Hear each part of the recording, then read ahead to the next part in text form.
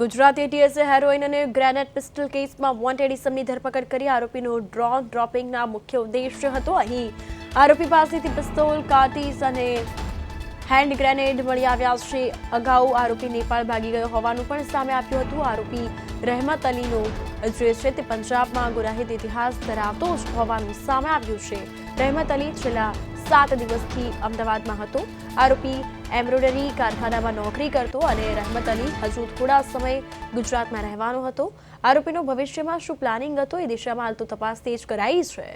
ગુજરાત એટીએસે આરોપીની પ્રાથમિક પૂછપરછ શરૂ કરી. આરોપીને પંજાબ પોલીસને સોંપી દેવામાં આવ્યો છે.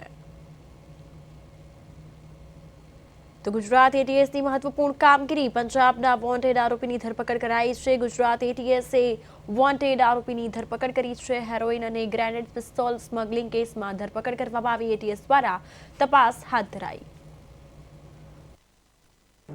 ગુજરાત એટીએસમાં ભારતમાં ઓપરેટ કરતા ઘણા બધા નાર્કોટિક્સ મોડ્યુલ છે જે ક્રોસ કન્ટ્રી અને પેન રિજિયન ઓપરેટ કરી રહ્યા છે. તેઓના ઉપર સતત વોચ રાખવામાં આવી રહી છે.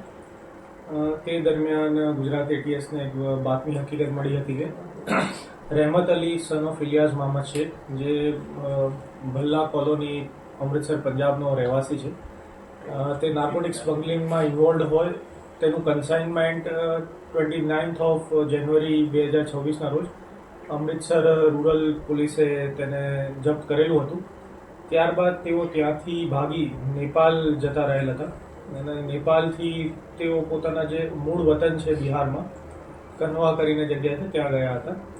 ત્યાંથી તેઓ આશરે 7 દિવસ પહેલાં ગુજરાતમાં આવેલ હતા. એ બાબતેની બાતમી હકીકત ગુજરાત એટીએસને મળતા ગુજરાત એટીએસના એસપી શ્રી કે સિદ્ધાર્થ નાઓએ